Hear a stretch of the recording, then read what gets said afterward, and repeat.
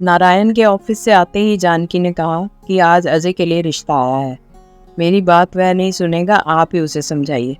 नारायण ने कहा कि जानकी, तुम्हें मालूम है ना कि अजय सिर्फ बीकॉम पास है और एक छोटी सी कंपनी में नौकरी करता है।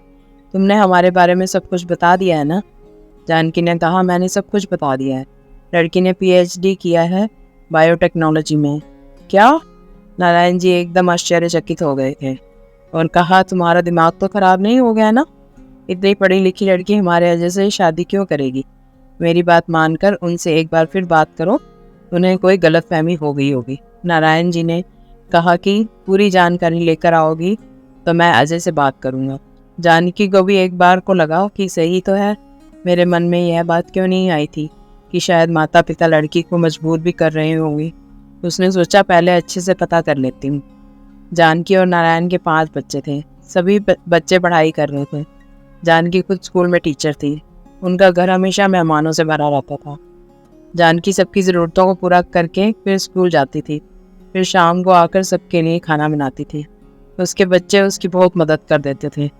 उन्होंने अपनी बड़ी बेटी लक्ष्मी का विवाह बहुत जल्दी कर दिया था। उसका ध्यान पढ़ाई में नहीं लगता था। सब हंसते हुए कहते थे कि दीदी, आपके घर में आए दिन शादी के लिए लड़के लड़कियों को दिखाने देखने का कार्यक्रम चलता रहता था, इसलिए उसका ध्यान पढ़ाई पर कम और शादी पर ज़्यादा लगने लगा है। लक्ष्मी की शादी 18 साल में ही हो गई थी। वह सिर्फ 10वीं पास थी। जमशेदपुर में उसका ससुराल था। 9 ननदों के बीच यह एक भाभी थी। खैर, जानकी ने अजय के लिए आए हुए रिश्ते की छानबीन की तो पता चला कि लड़की अजय से सिर्फ 1 साल ही छोटी थी। अजय 36 का हो गया है तो वह लड़की 35 के आसपास की हो गई है। अपनी पढ़ाई पूरी करने के चक्कर में उसने शादी नहीं की थी। माता पिता को लगा कि लड़की बड़ी हो गई है और उसके लायक पढ़ा लिखा लड़का ढूंढने लगे तो इस जन्म में उसकी शादी नहीं होगी। इसलिए कम पढ़ा लिखा है तो क्या हुआ, नौकरी कर रहा है, ससुराल में लोग अच्छे हैं, सास ससुर दोनों ही नौकरी कर रहे हैं। जानकी ने जब नारायण को बताया था कि वह लड़की अजय से शादी के लिए क्यों तैयार हुई है तो उन्होंने कहा कि ठीक है, मैं अजय से बात कर लूँगा। अजय ने सुप्रिया को देखा। दोनों ने एक दूसरे से बातचीत की और फिर सबसे कह दिया था कि हम शादी के लिए तैयार हैं। अजय की शादी के बाद जब सुप्रिया ससुराल पहुंची तो उसने देखा उनके घर में बिन ब्याही ननद है, 2 देवर, बड़ी बेटी का लड़का जो यहीं पढ़ रहा था और बहुत सारे बिन बुलाए मेहमान भी थे जो आए दिन इनके घर में पड़े रहते थे। अजय मस्त मौला है, उसे अपने दोस्तों के अलावा कोई नहीं दिखाई देता था। उन दोस्तों से छुटकारा दिलाने के लिए ही जानकी ने अपने बेटे की शादी यह कर कराया था कि वह बहुत बड़ी कंपनी में नौकरी करता है। सुप्रिया ने आते ही समझ लिया था कि इस घर में सास की ही चलती है। ससुर भी उनकी बातों को ज़्यादा महत्व देते हैं। अब जानकी को सुप्रिया पसंद नहीं आ रही थी। उसे लगता है कि वह पढ़ी लिखी है तो है, लेकिन घर के काम काजों में निपुण नहीं है। जानकी अजय की शादी के पहले सुप्रिया से बहुत सारी प्यार भरी बातें करती थी। शादी के बाद वे सब खत्म हो गई थी। सुप्रिया को लगता था कि ऐसे भी लोग होते हैं जिनके 2 तरह के व्यवहार होते हैं। उसने कभी नहीं सोचा था कि अपने नालायक बेटे की शादी एक पढ़ी लिखी काबिल लड़की के साथ झूठ बोलकर करा दिया गया था। जानकी ने सुप्रिया के माता पिता को सोचने समझने का मौका भी नहीं दिया था। प्रतिदिन उनके घर के चक्कर तब तक काटते रही थी जब तक उन्होंने हाँ नहीं कह दिया था।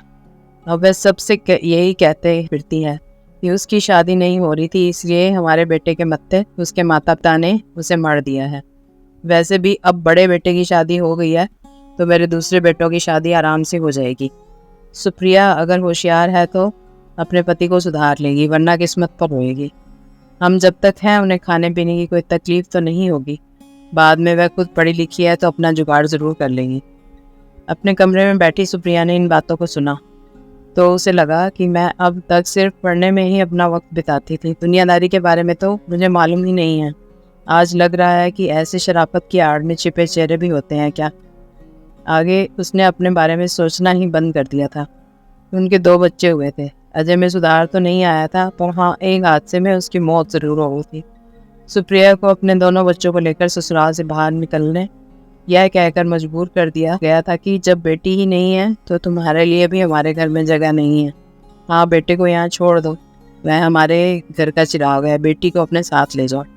सुप्रिया ने उनके किसी भी बातों का जवाब नहीं दिया और अपने पिता की सहायता से बच्चों को लेकर अमेरिका चली गई थी। कभी कभी अनचाहे ही हम से भूल हो जाती है। किस्मत कही है या हमारी लापरवाही, हम अपने बच्चियों को अयोग्य हाथों में सौंप कर उन्हें ज़िंदगी भर का गम दे देते हैं। जानकी जैसे कई माएँ ऐसी होती हैं जो अपनी गलती को किसी और के मत्थे मारकर सुकून पाना चाहते हैं।